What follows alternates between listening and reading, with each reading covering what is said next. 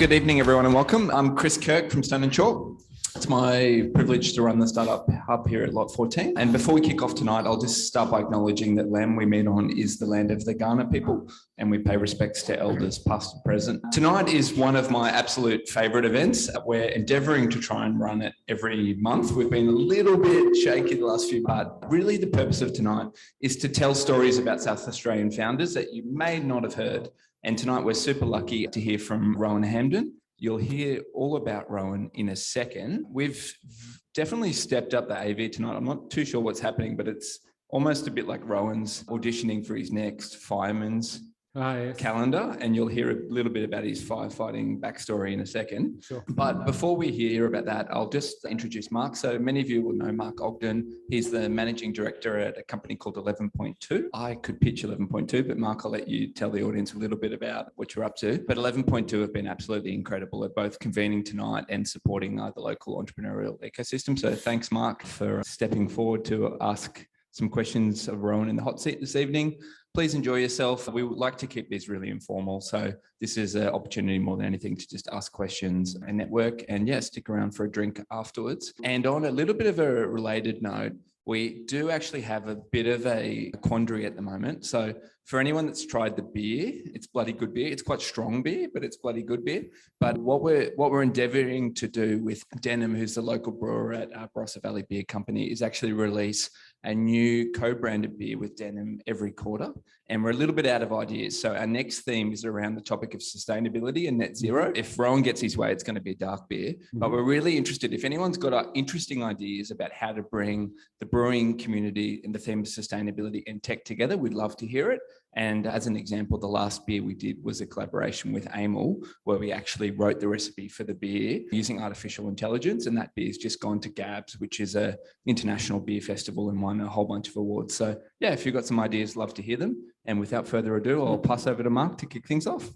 Thank you very much. It's nice actually to be doing this over a stout. And given the strength of this beer, the conversation may flow in an unusual way towards the end of this conversation. But a couple of points of disclaimer. I'm a bit anxious and nervous tonight. For one, the better quality of the camera, the worse the images for me. And there's a number of them around the place. So all I've asked is that they're not pointed towards myself. And the other thing is that my daughter, my 14-year-old daughter, said she was going to dial in tonight. So I'm going to try very hard not to swear. Okay. But I won't talk too much about 11.2 because that might take up the whole session. But basically what 11.2 does is bring an entrepreneurial mindset and agility into a corporate or government environment. The thesis being that large organisations struggle to sustain innovation success. So the whole concept of applying a different approach and seeing if we can achieve a different outcome. I must say I'm pretty excited about some of the things that we're able to work on. There's a couple of representatives from RAA, which are one of our foundation clients. So good to see some friendly faces here tonight. But I guess what it really talks about is the opportunity in Adelaide and seeing that firsthand evolve over the last few years to the introduction of Stone & Chalk and Lot 14 precinct and others. And I am, for one, quite optimistic about the opportunity in front of us. Some great things happening at 11.2, but also more broadly within the ecosystem and the community. So intent tonight is to learn a bit more about yourself and what you do. And what I'll try and do is provide a bit more of an insight into the person as well as the entrepreneur. So why don't we kick off with that, a bit of background as to growing up. What was it like? What was it like growing up? I'd say one of the most interesting comments someone made, sorry, this was an unprompted question, so I'm just going to do it on the fly. Yeah. And I was in the thing and said, who had a dysfunctional family? I thought, no, I'm fine. And my wife's looking at me like, are you kidding me? You've told me about your family. And so I think, my parents are entrepreneurs and very much like they were chasing the dream. And we had huge successes and catastrophic failures growing up. Interesting. And so I remember one of my seminal memories is living in what would be a $10 million mansion in Sydney now, in Beecroft, when I was 10. So 2-bedroom apartment? Okay, maybe $50 million. So it literally is a 3-story house, 100 years old. Wow. It was a whole shooting match. A huge block of land just right in the middle of deep suburbia in Sydney. And then losing it all in the 1980s crash and moving to Queensland to live on a farm. Wow. And then just starting high school, leaving the Sydney education system and moving to the Queensland rural education system. And in the 80s. So I think I remember my wish at the time when we were in Sydney and life was sweet was that I'd get my own little portable television as a Christmas present, which was within reach, but probably, I don't know, it'd be like asking for a Tesla for your birthday now or something. And given the technology at the time, and then literally I got a little plastic toy or something for the so we've been through that roller coaster, and my parents really didn't recover until I was back in my 30s. Like, it was a thing. And I think also, I reckon that the two things me and my sister took away were that we don't want to live that life. So we picked a much more stabilized life, I'd say, me more so than her. She picked stability by investing, and I picked stability by education and government, and making sure that we had operated off a very solid base. If we were going to take risks, it was off a solid base. We didn't bet the family farm. Okay. So when we go there then, in terms of your professional journey, and yeah. 5-man calendar, is that how it all started? Okay, yeah, okay, I won't address the calendar issue, but I was a fireman. So my first job out of uni was to work with the Country Fire Service here in South Australia. So I did a degree in Queensland. It was a biotechnology degree. I wasn't happy with the career in lab work. So I came here to do the land management degree, which was an environment degree. And then first job out, and halfway through year 3, I won the fire job and they let me finish. So I came in, I was working in the Country Fire Service. Really interesting thing about the fire service, it's actually a volunteer management job. It was 40 paid staff and 11,000 volunteers. So your job is, and you get statutory command rank, like you had powers under the Act to do draconian things in South Australia, free of the law. And so it was this really bizarre and complex way of operating where you knew you had power to do things, but really it was about your ability to influence change or make a difference, was your ability to work with people who were just volunteering their time and were passionate about the cause. And so that really taught me a lot about leadership and how to work with people with soft power. Because I had hard power, but hard power is never going to work with volunteers. And that whole part of my journey, the earliest part of my career, is really seminal in understanding how to work with people, how to inspire leadership, and how to get outcomes with people who were 40 years older than me and a lot of life experience. And yet I had to say, go to that fire, put your life at risk, and take your family, take your crew with you. And they would obey. And so that was a really interesting start to my career, which I think I was very lucky to have. So then you moved into climate. So how did that transition happen? So one of the fire service, this is going live. So the fire service is not a job for grown-ups. It's great if you're a boy coming out of university. It's a boy's own adventure or a girl's own adventure. And so people who really wanted an active lifestyle and really wanted to do interesting and fun things, great job. But that's it. That's the job. And it will be for the rest of your career. And you get older and you get more mature and you think, and I could see the people who are in their 50s and 60s. And I thought, if I've got life choices, I don't know if I want to head up. I don't want to end up there. And flipped out into central government. I was fortunate to win a job within the Premier's department and start a core government career. And so really worked my way through. The whole thing about learning how to influence people and work with volunteers is super important in any career in life. If you can influence change by getting people on side, turns out there's a whole multitude of roles you can do in life. And so I kept building on that skill set, ended up putting a fairly complex piece of legislation through Parliament where many others had failed in the past and getting it enacted into law. It's currently the water licensing legislation, for those, if anyone knows anything about that sector. And as a result of that, I was offered a promotion to be the manager of the water program in South Australia as a reward. And I turned it down because at the time I was also getting into climate change. And it was 2007. And I said, I think climate change is a thing. I actually think this is actually something really important. We should probably be focusing on it. So why was that? What was it in particular that made you start thinking about it? Probably because maybe it was the opposition in the established government hierarchy and philosophy of that, climate change is ridiculous. It's a UN plot. It's humans can't influence the weather and stuff. And I was always very investigative. I'd never take things at face value. I'd always try and figure things out for myself. And I thought, no, this is pretty serious. This is actually a really big deal. And I'd watch, because I'd done an environment degree, I'd watch the sort of degradation of the environment. I saw our massive population growth as being a threat to our own existence. First degree is in microbiology. I know how viruses work and I know how viruses die. And I was watching humans' effect on the earth thinking, it's really interesting model correlation between how the human population has grown and our resource consumption versus how a virus kills a host and dies with its host. So is human beings still Delta Yeah. So, yeah. in terms of the variant? So usually a virus becomes more mild, so it doesn't destroy the host. What are we? I reckon that's a very deep question. I'd say we're in variants, we're probably deep down in the Greek alphabet, variant 16 of our species. We've tried many times. We're quite an oldish species. So we've tried many times to be what we are now, and we've been successful. Okay, so this is really great climate segue. The only reason we've been successful to get to this level standard of living is because we've had an extremely stable climate, ridiculously stable in the history of the planet. 12,000 years of almost exactly the same climate. It gave us time to develop agriculture so we could create a food surplus, and gave us time to develop systems to be able to manage ourselves and become a system. Historically, it's rare to have this period of stability that would have allowed you to do that in our climate.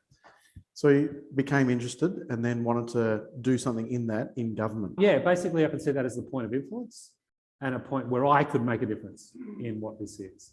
And so by the time we got to the stage where I was running the climate change program for South Australia, had an adaptation program, worked all my political capital and my entire passion in making that program work. One of the great things about government is it doesn't reward success.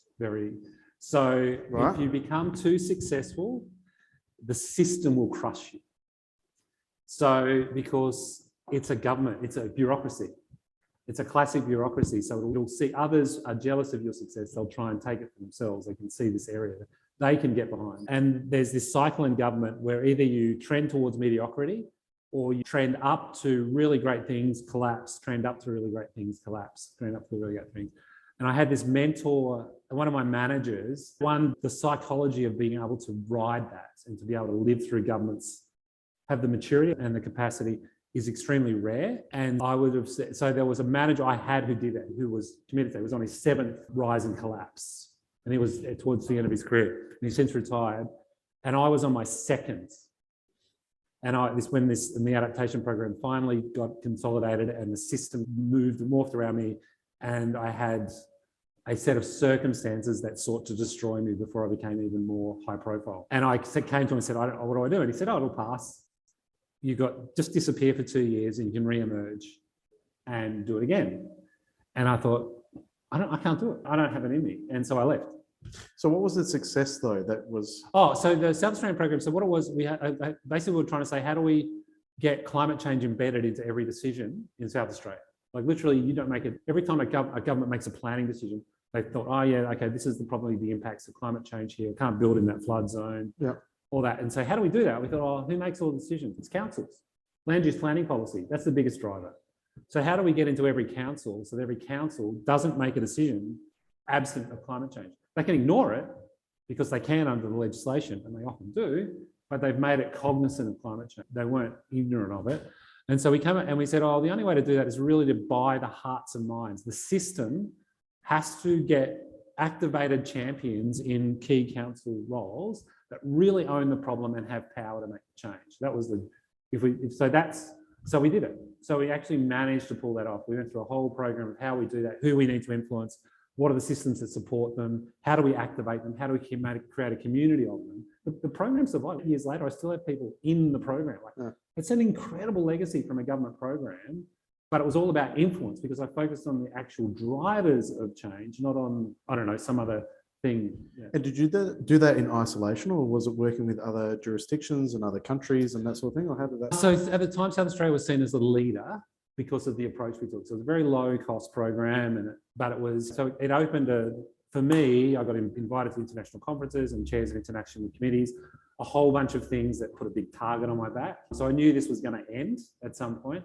And so the point was, South Australia had won a national awards and was recognised internationally. I was made chair of international committees on climate adaptation. And so we were seen as, for this particular reason, the fact that we're able to pull it off. And look, I didn't do it alone, we had a team. We also pulled it off because we leveraged a whole bunch of other networks. Like the Local Government Association of Australia also had, magically, at the right time and the right place, the right person. And together we were able to wrangle the system to achieve the vision. And really, sorry, yeah, walk off. Man, this is so boring. I can't believe you want to hear this stuff. So one of the really important things that happened early in my career was when I was in the fire service. I did this thing in the health department. I just went and did this course they ran that was called Influential Leadership, because the health department is the biggest department in every government in the world. And they said, we're such a big bureaucracy, the only way to make change is to know how to change the system. And so they educated early and mid-career professionals how to change a system. And I went and did that course. And it was really subversive. And they've never run it again since. But it carried me through to say, this is how you make change, recognizing the system you're in is pretty fundamentally broken if you want to make significant change. It's interesting. It reminds me of, I was in a large corporation that did a very comprehensive internal development program. And we had a program that was called Leading Change, and it was nicknamed Leaving Change because everyone that did it then left and did other things. So you got exposed to some pretty cool stuff from an international. What were your biggest sort of insights and learnings through that? So South Australia is super small on an international stage, like literally 1 million people. And in a lot of countries, that's a town, not even a city. So whatever, 2 million people now. But that comes with advantages, and those advantages can be really well leveraged if you use them properly. But also it's because there is a very good network effect. The thing about South Australia, even in a national context, was one person could be across 5 areas. And so really you only need to capture about 3 or 4 people to capture the agenda. Whereas in every other larger jurisdiction, you needed 12 people. And so you could do a lot of change and drive a lot of things that people were envious of, given the scale, but you could never lose sight of the fact that you are small. You're doing it because you are small, and so you could always. So you also have to be careful of your own arrogance in that as well, and the fact that you understand your unique situation and capture that unique situation. And New South Wales has replicated in a way what we did in South Australia, but they have thrown hundreds of millions of dollars at it because they can.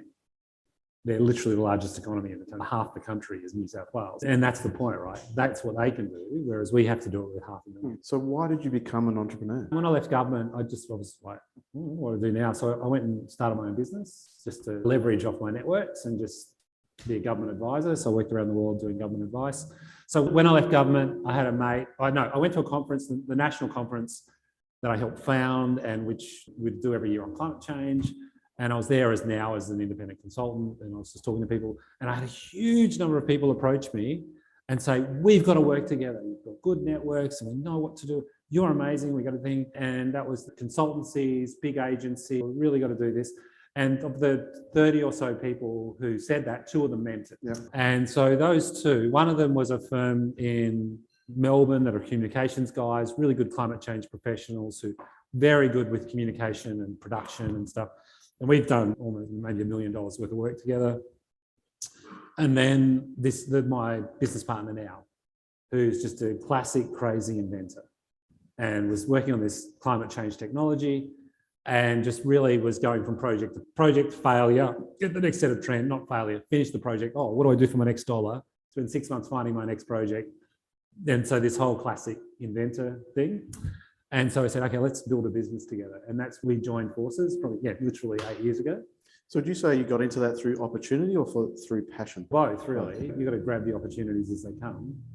But really now it's also about how we capture our passion. So we're trying to now build a global corporation that captures that ethos and philosophy of why we got into this space in the first place. So talk a bit about XDI. What is it and what does it actually do? XDI is a company that is seeking to make sure that every decision made on the planet incorporates climate change around. And right now we're focusing on infrastructure resilience because everything that's built, every piece of pipe that's laid, every power line, every building is all made within a weather tolerance based on 12,000 years of history of relatively stable weather, and that we build within certain minimum engineering tolerances. And it turns out we've decided to shift the weather into a completely different regime as a species. And everything we've built is no longer going to last. And the food systems we rely on and the buildings we're in aren't actually going to be able to perform and do the services that they now do, which is provide venues and feed us and provide us with medicines and so forth. So in order for us to maintain our society and our lifestyle, we need to adapt to the shift in climate change. And so part of our journey is to provide really the top end decision makers who really drive the world, who really run the world, on incorporating climate change as if it's a completely baseline part of business. They don't even think about it. Climate change part of the risk business, that will drive the change we need to do to survive what we're doing to the planet. So straight away, it's targeting the biggest financial institutions in the world, where the trillions of dollars throw through their books. It's the big banks who issue all the loans. It's the regulators who set all the rules. We found essentially, to a greater or lesser extent, government are interested, but basically missing in action. Their policy agendas are captured by other ideas or other issues. They're very slow to make decisions and they're very hard to do. Finance markets, where the action is and where all the change is happening right now. And that's where we're trying to drive the change at the moment. So we met up last week and got to know each other a little bit. I slept in fetal position for the next 2 nights after having our conversation around, I guess, what is the general public missing about climate? Probably just how bad it is, like how fundamentally terrible. What we're doing is to both us individually, to our society and to our future. And the reality was, if we act, at 1986, we knew this was happening, like literally no doubt. From a scientific perspective, like it was very clear, okay, we're really shifting the world out of its regime. If we dealt with it then, it wouldn't have even been a problem. I would have thought, what are these people worried about? We would have just gone on with life. We've left it far too long, and we've got so much climate forcing happening now that it's just a massive issue for us to be able to adjust our entire social dynamic and global economy to cope with the amount of weather change we've pushed into the system. And that's not even dealing with the loss of ecosystem services. So essentially what role the ocean plays in keeping our happy lives working well. We've just shifted this thing, the largest part of our climate system, which is the massive body of water of our planet. We're just shifting this entirely. We have no idea what it is. And to think that we will survive this easily if we don't come to terms with this is just crazy. It is literally us, a virus, growing in a host, feeling like life is free. Everywhere I turn, there's new cells until suddenly there isn't. And the host dies and everyone dies. And we're yet to turn the corner of where us as a society and as a globe understand that and make the change. So I'm keen to understand why is that. So I've got a thesis and been speaking to a couple of colleagues since we spoke about this, right? And some interesting insights are coming out of the US at the moment about how some of the more intelligent people are more extreme on their views around climate. And the view is that there is so many scientific articles, peer-reviewed, out there that if you really wanted to support your narrative, you could probably find 10 papers that supported it. I'm a big believer in fake news, especially as a Crow supporter, so I feel it's been completely fake news since 2017. But what is it that's actually happening in terms of why this message isn't being well understood by the populace? So there's a really good book called The Merchants of Doubt that actually progresses this really well. So if you look at the major changes in a society, the change in slavery, tobacco laws, women's rights, there's a group today that profits from the status quo.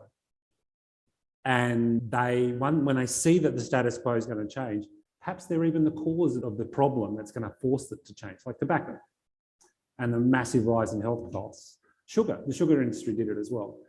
Just when they see that their runway is running out, they'll work extremely hard to capture the policy agenda to make sure they get as long as possible in the sun before everyone finally gets on it and finally kills the thing. You think of the amount of lobbying the tobacco industry still does in Australia to not have plain packaging, to keep attractive, to create packets that children can purchase because it's within their budget. So there's all these things, and you can still see it playing out now.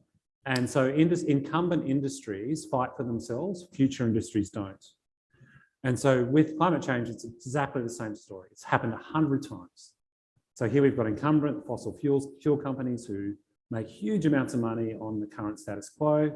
The renewable energy industry doesn't exist yet. It can't fight for itself. So the status quo maintains its bit at the expense of the future. And there's a very clear case to say that's what happened here. So worst case, not pretty. Yeah. And recent reports suggest that we're a 20% chance of that happening.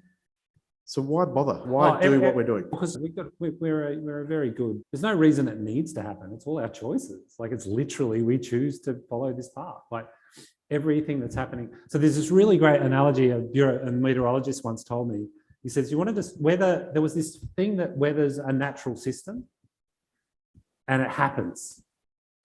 And that's not true. Weather is a physical system. It obeys the laws of physics. And if you change a driver, the weather changes. And so all of the natural variation that happens when things are stormier or things are drier over decade or century-long periods are driven by known physical forces. The axial tilts move, the continents have shifted a bit, the sun might be going through a minimum or maximum. It's very easy to see that there are actual pure, very understandable reasons why the weather changes. And we've now added another force. It's very understandable, the maths are very clear. We don't actually have to do it. We can literally transition out. And so we don't, the question is, let's just do it. Why do this? Why do we have to live this? Why do we have to make these? Why do we have to destroy our own future? We don't have to, we get to choose. And I think that's the real power of humanity. And that's why we need to do what we do. Why people like ourselves and all the people we bring along with us and every other industry in this space is trying to sell that message. We don't actually have to do this. It's not inevitable. It is a choice we've made, and it's a choice we don't have to make. And every move in the right direction matters? Yeah, so right now we do face a relatively bleak future, but every step we take chops off a little of that bleakness and it makes it less worse. So every action we do today has benefits. So back to XDI then, what would you be most pleased about? And I understand about 40 staff at the moment, yeah. At the moment. So what's the thing that you're most pleased about where you are today? I think the thing that our largest competitor has $1 billion spent on it to take us on. Our second largest competitor has $110 million in cash to spend on. How much have you raised today? Zero. Now we made $5 million last year. We're completely bootstrapped. And we had someone assess us. We have 25% of the market of what everyone thinks is a massive thing. I'm really proud that we've been able to understand what this market is, how to capture it, and play and duke it out with the big boys. So what is it that you do that allows you to achieve those outcomes at a very different sort of scale of capital versus the others? Yeah, what it was, I suppose we care. So my business partner started all this stuff in 2007 when I was trying to do it in government. When you were talking about climate change back then, my direct manager thought it was a giant scam. And I just said, look, dude, you're a dinosaur. Just let me do this. Yeah, all right. Just don't come and bother me about it. And so even now, he's probably still around. I caught up with him a couple of years ago. Still just thinks it's a giant scam. I think we've all got a wool pulled over our eyes and things. And he's an economist, doctor of economics. So at the time, you're an idiot to look at climate change. It was not an issue. It was not a policy thing. And really our cause for my generation and maybe 10 years earlier, the only people in this sector are the ones who thought, actually, this is really important. And we're willing to make a sacrifice to get there. And so really our company is dominated by these personalities of people who've really worked hard, have understood it's an issue, and have been very passionate about driving the cause. Our competitors are all people who woke up 2 years ago and said, ooh, there's money to be made here. And so they're all coming in from other sectors to try and capture the space. But we're the ones with the technology lead. We're the ones who've solved a whole bunch of climate problems and understanding and application issues over a decade or more. And so we're really able to come into the market still and say, you can go to those guys if you need to greenwash to your board that you're doing something. You come to us if you want to understand the problem. So I've got another thesis to share with you. So I've come from a corporate background. I was actually with the Mars business for 11 years and I sat on our activity team, and I was the one who understood from an ROI perspective of the 150 million we spend a year, do we get any benefit out of it? And in 11 years, more missed than hit. And it's that observing now within 11.2 environment, what are some of the characteristics of an entrepreneur? We coined the phrase a responsible entrepreneur. And the difference between a responsible entrepreneur and others is a responsible entrepreneur is either pissed off about something that they want to fix, or they're passionate about something that they want to fix, and hence they're willing to jump over barriers, versus smart people in a room innovating through committee and putting post-it notes on a board. From that sort of aspect, is that a reasonable lens to apply versus how you're going about it versus others? Yeah, absolutely. So if someone was a responsible potential entrepreneur, like, what advice would you give for them? Or even if you sort of think about yourself a few years ago now, making the transition out of government into this sort of world, knowing what you know now, what would you advise them? Personally, so my own personal philosophy is don't bet the family farm. I did make sure that my family had a home to live in. And no matter what happened, we would be able to eat. But having then agree with my wife, having established that, now we can take the big risk. Can I ask then, I agree with that, because the way I look at it is that if you get in a position where you are desperate for cash flow, you will make decisions in short term to be able to ensure that you've got enough cash. And then that sometimes takes you away from your core principles, that then puts you down this spiral of doom. Is that a reasonable way to explain it? For the first time. So I was probably pretty lucky. I had some really important influences in my life that sort of taught me the value of not spending more than you earn, all that sort of stuff. And having established a base, you're free to take the big risks. So that you can take short-term decisions, but you're doing it knowing you've got a home to go and sleep in at night. In a way, it's a sort of a different philosophy to think about entrepreneurs. But having said that, we do take big risks because we know we've got a stable base. So we've had a few lean years, but it's always paid the bills. The thing is, the issue, it's probably terrible to quote Elon Musk now, given where he's going. Let's go back 3 years before he showed his craziness to the world. That's what he says. He did make a really important statement that at the end of the day, the physics don't lie. There is like when he was trying to get SpaceX off the ground, he said, the maths say we should be able to do this.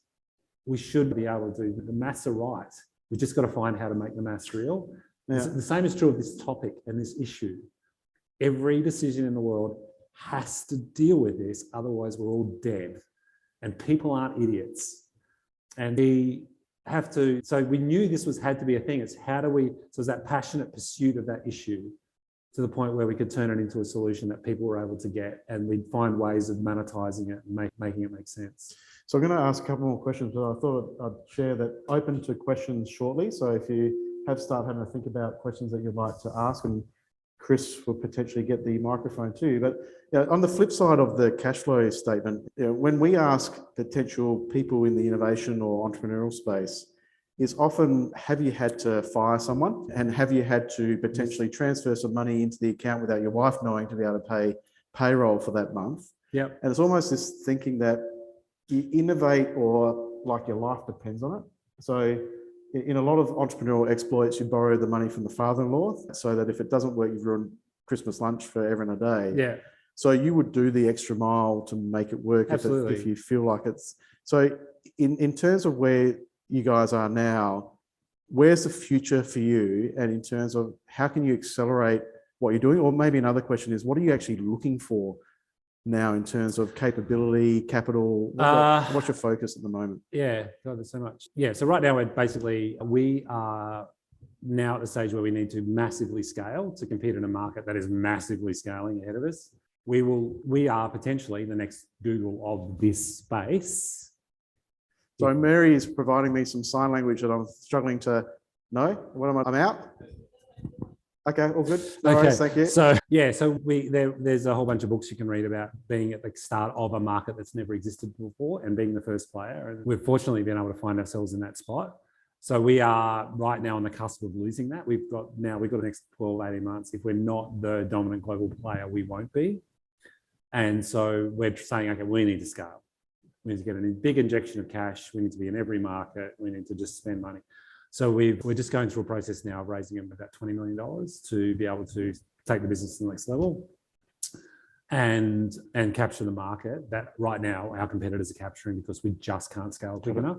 But we know that we can outcompete them on every front if we could get to market. Okay. So questions from the floor. We've got a few hands. I'll let Chris guide. Yes, my name is Sammy, and I have a background in media, and I'm from North America. And so my question is referring to the previous statement about how would you be able to combat our powerful narrative that climate change coming from the States, where almost half the people there don't believe in climate change.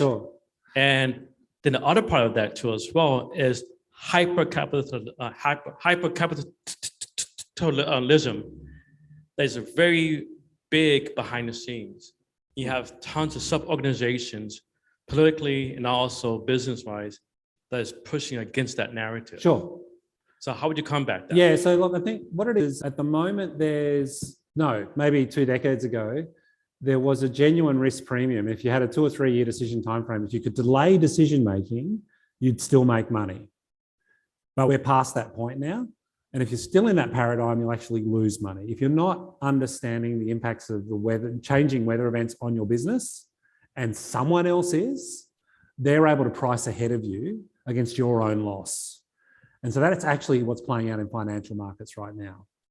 If you think about the impacts of the forest fires in New South Wales, right? Unprecedented forest fires, they're in the models. If you price them in, you would have made money during that period. The floods in Lismore, the forest fires in Alaska, like they're all known factors and they're all known weather changes that if you understand them and you've already figured out within your asset management portfolio which stocks you're going to drop, when you're going to drop them, you're the one making money, and your competitors who thought, oh, climate change is a bunch of crap, you're getting their money off them. So that's that shift in the markets underway right now.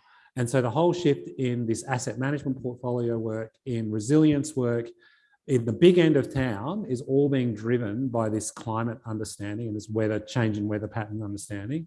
And the reason why that's possible is we've left it so late. We're shifting the climate into a new regime, and there's money to be made in being the first mover if you can price it properly. Right now, your bank knows the climate risk of your mortgage and knows when it's probably time to drop your mortgage to some other dud bank before they find out what the climate risk is. So the market's already shifting and already the big players are doing it. It doesn't matter what the community thinks. Capital is driving this change because otherwise capital loses money. And so I think the big thing with the COP, there's a global meeting every year where politicians get together and for the last 26 years have debated the same issue. What do we do? This last COP that just happened in Glasgow was actually the finance COP. Literally every major finance player in the world was at that event pushing the agenda for the first time ever. So we really are seeing, for us, it's about the whole change in how you get into the right decision makers with the information they need at the standard they need. So it isn't an environment decision, it isn't an ESG decision, it's a pure play financial decision. And that's where we're at, and that's what we've been able to drive to this point. Now, we've had one from online. What makes XDI's climate engine the most advanced model in the market? And what are the advantages of having road tested it over the last 10 years? I'm assuming that's for my 14-year-old daughter, by the way. Unless she's going to trade a competitor. So we came up from I suppose we tackled the problem from a bottom-up approach. So basically, the technology started because Sydney Water, the largest water utility in the world, it turns out, wanted to start planning for the impacts of climate change on Sydney's infrastructure.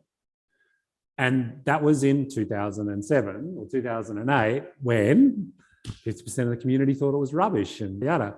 But they said, we're a responsible water utility. We really should be thinking about this. But how do I convince an engineer who literally just wants concrete and water movement to this is actually a relevant decision? How do I do that? So we had to work out a way of quantifying this big uncertain range of what is the future weather in a way that an engineer would say, yep, that's the right decision. I'm going to take that risk profile. So we had to work out how to take the impacts of weather, these bizarre and uncertain weather futures, and create a hard financial number that was within a risk management boundary that made sense. It doesn't matter, no regrets. I might as well raise the pump 0.5 metre while I'm here because it'll buy another 40 years of operational life. And it's only going to cost me 1% of the value of the pump. Why wouldn't I do it? It's risk management perspective. It's just engineers are very pragmatic. And so we had to approach the problem in a way that solved that problem. So made it a purely financial, pragmatic decision. And because we started from that base, and then we had to go through a whole bunch of technology jumps, because it turns out if you try to do that, you're instantly in terabytes of data. So Excel spreadsheets won't do it for you. Databases won't do it for you. You're in code, you're in some supercomputing. You really got to get into some really big spaces. So we had to solve a whole bunch of hurdles. And so that's what we've been iterating through and growing over a decade or so. And you've got to do it at scale. So if you want to run the planet, which is we're doing that right now, every piece of infrastructure on the planet, you can't just get there. You can't just write a system to do that. It's a lot of computing power and you've got to solve a lot of problems. And we went from one stage where the most number of assets we could run was 100. And then a year later, we could do 1,000, and then we can do 10,000 and 100,000. So last year, our biggest data set was 35 million. So we're one order of magnitude off running the entire United States and 50% more to run the planet. And so we're going to run the United States this year. The point is, so we've solved a whole bunch of technological problems. All the new entrants are coming at it from top down. here's a climate model, here's a weather model. How do I make it smaller? And so they're finding that at this stage, that's a lot of data. When I'm trying to get down to that stage, their entire systems collapse and they just can't get there, and they're trying to figure out how to do it. They're coming at it from the wrong direction. You cannot solve the problem that way. You have to come from the bottom up. And so we still feel like we've got a good 2 years. It doesn't matter what they do. Even with our small budgets, we've still probably got 2 years ahead of them until they figure this out. Aaron Richards from Aussie International. The most graphic example of human influence on the climate came during 2020 when the world shut down, and basically within 2 months we had clear air and clean waters. Beautiful. But I'm actually going back to what you said about, or your comment about, we live in a 12,000 year bubble. When you consider that in the last 50 years, human population has doubled, food population has trebled, meat production has increased fivefold, yet we still have this massive disconnect between production and supply in a global scale. What levers do you think need to be pulled to actually address that? Standing question, my friend. You think about protein supply from the ocean. God. Anyway, when I was doing this stuff, like my friends are saying, why are you doing climate change? I said, climate change is it's the huge imminent problem that we need to solve now. But once we've dealt with that, we've got hundreds of others following on around resource consumption, production and supply, efficient use of resources, how much of that food ever gets eaten. Like we consume all those resources to produce the meat and a third of it never gets eaten. And so I think the important thing about sustainability and sustainable services and sustainability as a career is there is a lot of really complex and interesting problems to solve as we move as the world evolves and as we try and increase our population to 11 billion people.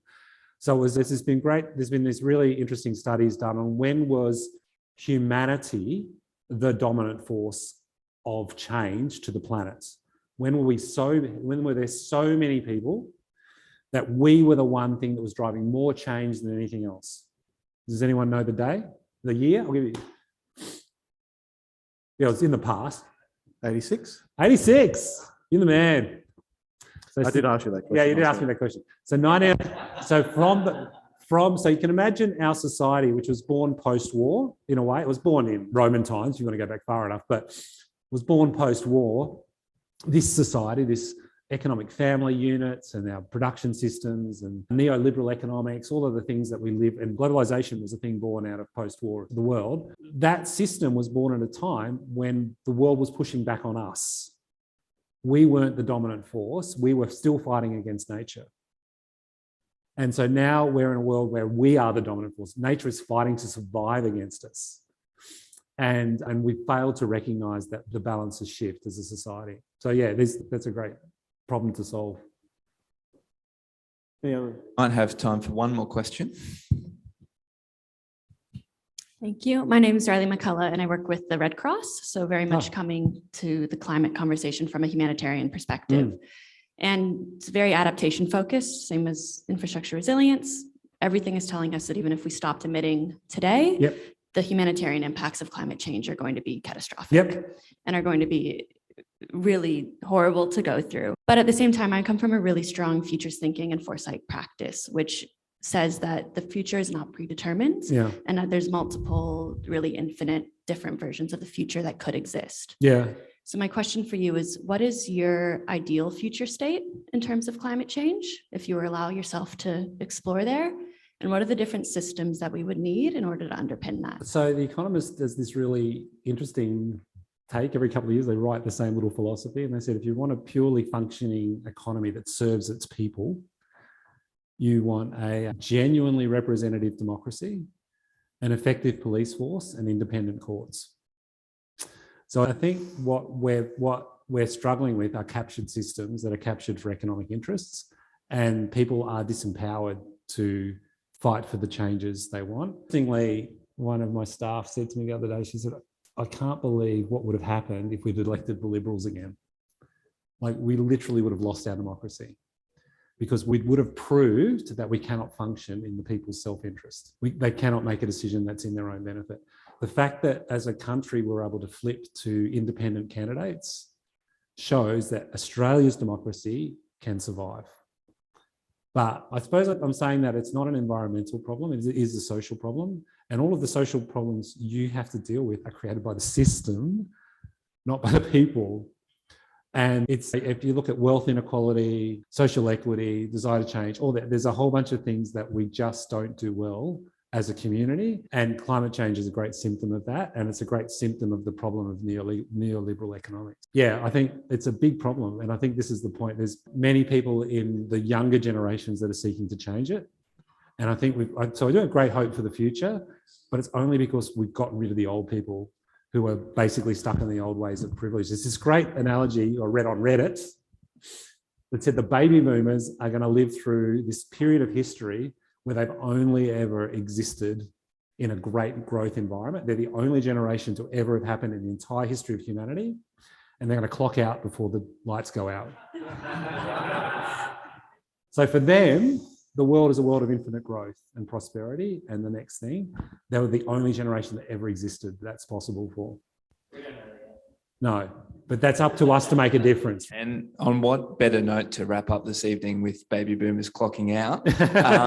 Please stick around for a drink, plenty of time for more questions, and join me in thanking Mark and Rohan for a fantastic conversation. Oh, mate. Thank you.